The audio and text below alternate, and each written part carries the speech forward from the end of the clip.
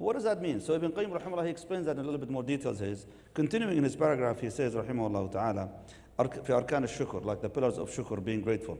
قال نعم الله من الله تترادف عليه فقيدها الشكر. He says the blessings of Allah subhanahu wa ta'ala, thankfulness, is based on three supporting pillars, because Allah subhanahu wa ta'ala is sending all these blessings without even any measure, without measure, coming down to the people. قال وهو مبني على ثلاثة أركان. Three pillars for that. Number one, الاعتراف بها باطنة. He goes, you do this recognition. Recognition, batin, which means inwardly. What does that mean? Means the heart recognizes that. You know, sometimes when someone does something, you say, thank you. You're just saying thank you. But in your heart, do you recognize that favor? No. You would never recognize that favor. And it happens a lot with our, mashallah, these kids these days. They say thank you, they don't mean it really. Thank you, because, but still, you owe it to me. No, I don't owe it to Allah. Doesn't owe us these favors. So the first thing, recognize it in the heart. Second thing, قال وَالتَّحَدُّثُ بِهَا ظَاهِرًا. And then you speak about it. As Allah mentioned, وَأَمَّا بِنِعْمَةِ رَبِّكَ فَحَدِّثْ. As for the blessing that He bestows upon you, speak about this. Show your gratitude in the way that you speak about His ni'am. Which again brings me back to something I've ever been talking to you about, but I still hear it from people when they say it. When you ask someone, how are you doing? You always hear them saying, Alhamdulillah, I cannot complain. I said, you already complained. Yeah. You couldn't just say, Alhamdulillah, stop. Right there. Khalas. Why that? Why is that? Or, Alhamdulillah, it can be better. Like, wow. Like you say, your life is miserable, yani? Is that what you're trying to say?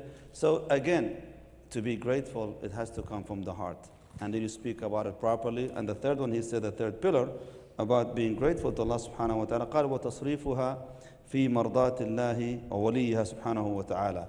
And that you use it in a manner that is pleasing to the one who bestowed it, subhanahu wa ta'ala. So if Allah blessed you with wealth, how are you using it? If Allah blessed you with name and fame, how are you using that? If Allah blessed you with, mashallah, convenience in your life, with maybe influence somewhere, all these beautiful blessings, how are you using these blessings of Allah subhanahu wa ta'ala? So that's the first thing about the shukr, Shaykhna. Yeah, subhanAllah, some of the ulama, they commented on the tafsir of Zakaria alayhi salam. When Allah Azza wa Jal gave him the glad tidings of the child, Allah subhanahu wa ta'ala commanded him with what first? What did He command him with? You remember? Come on, y'all. Wake up. I know it's the first of the last 10, but what did Allah command Zakaria alayhi salam with? No one reads Surah Maryam here? Allah yukallim an-nas. Thalatha layalin sawiya, 3 days not to speak. And then, so he could give signs with dhikr, and then he could speak. And some of the ulama, they commented on that of the blessings of that, is that you can really sit with that ni'mah for a few days and just appreciate it with Allah subhanahu wa ta'ala. Because sometimes you rush so quickly to tell someone else about the good news before you actually thank Allah Azza wa Jalla for it properly. And that's the blessing of sajda to shukr, like a practice of the prostration of gratitude.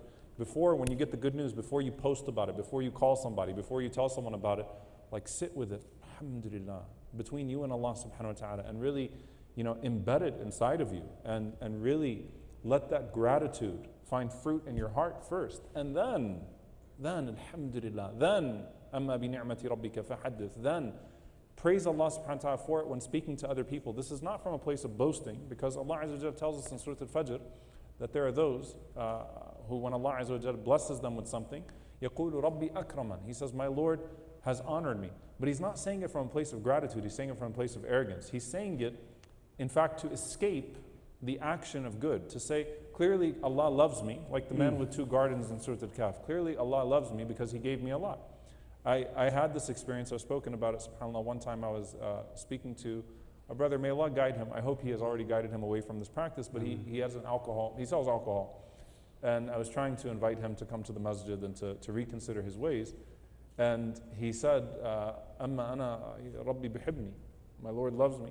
He said, look at what I drive and look at what you drive. Oh, I had a 1993 Katrina salvage Corolla, Sheikh. I was like, all right, fine, but the good old days, right? The good old days. That car never dies, though. By the way, it probably still could drive on Vintage, 500. mashallah. Yeah, mashallah. The 93 Corolla was the best car of all time. In any case, he says, look at my car and look at your car, and he talks about his family. He's like, clearly Allah loves me. I don't pray, I do this, but Rabbi bihibni. And you know where he got stuck? SubhanAllah, I said, how happy are you though? And that's where he kind of stopped and paused. Is any of it fulfilling to you? And that's the adhab that comes inside the ni'mah, which Ibn al-Qayyim talks about sometimes, the punishment embedded in the blessing when it's not properly thanked. And the third thing, Shaykh, which is to act upon it. You know, sometimes like when a celebrity or an athlete, you know, wins a big game or something like that, and they get on the podium and, you know, they praise God. And everyone says, oh, look, you know, that person praised God, that person praised Jesus, that person did this, that person did that. But that person's life is horrible.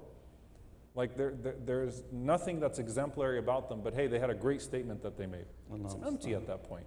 So the proof of the statement is in the actions. What follows is in the actions. And the proof of the sincerity of the statement is in what was cultivated in the heart in silence before the statement was made in the first place. So these are pillars of shukr that you build until you get to i'malu ala Dawood shukra. What Allah says about Dawood alayhi salam, work, O people of Dawood, actions of shukr.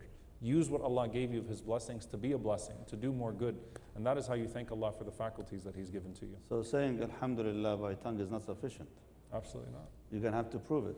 That you really genuinely is coming from the heart first and foremost, and then translate into the actions.